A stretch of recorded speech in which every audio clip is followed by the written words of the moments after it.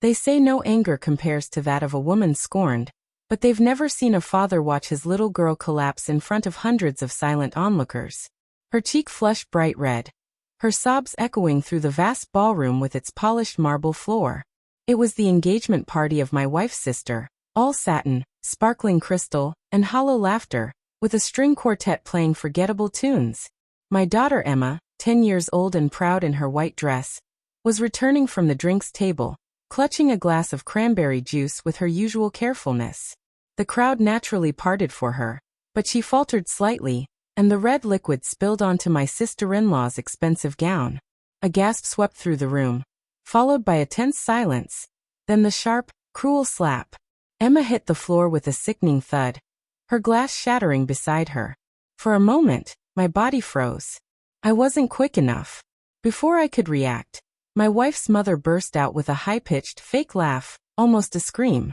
"She's always been clumsy," she said. "You've spoiled her, Mark." "She ruined everything," her husband added coldly. "You need to teach her discipline. That's how we raised our daughters." My wife remained silent.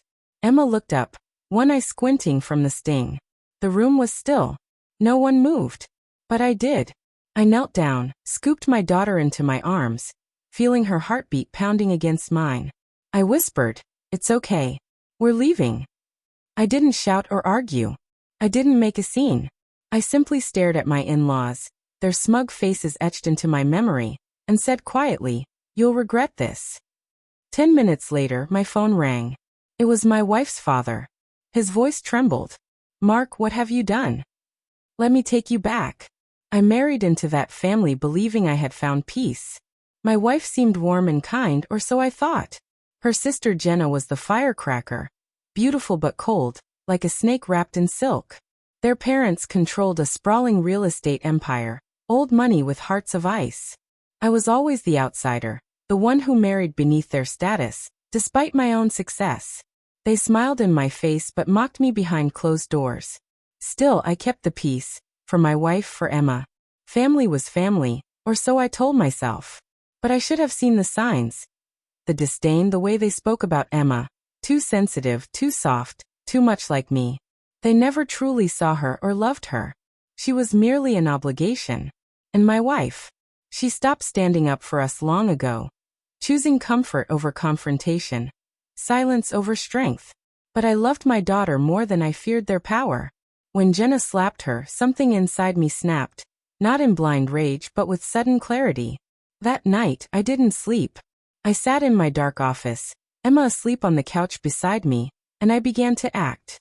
I didn't need a loud, angry revenge. I needed one that whispered, into bank vaults, email servers, legal files. They thought I was just a quiet husband. They didn't know who I really was.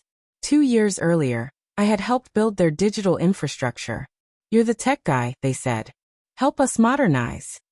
I designed their cloud systems, email servers, and payment processors.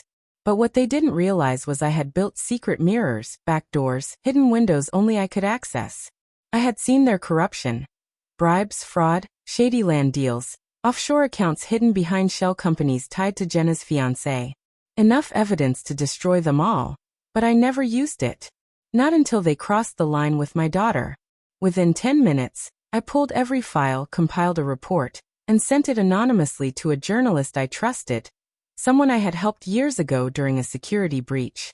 I handed him a story too big to ignore. What happened next was swift.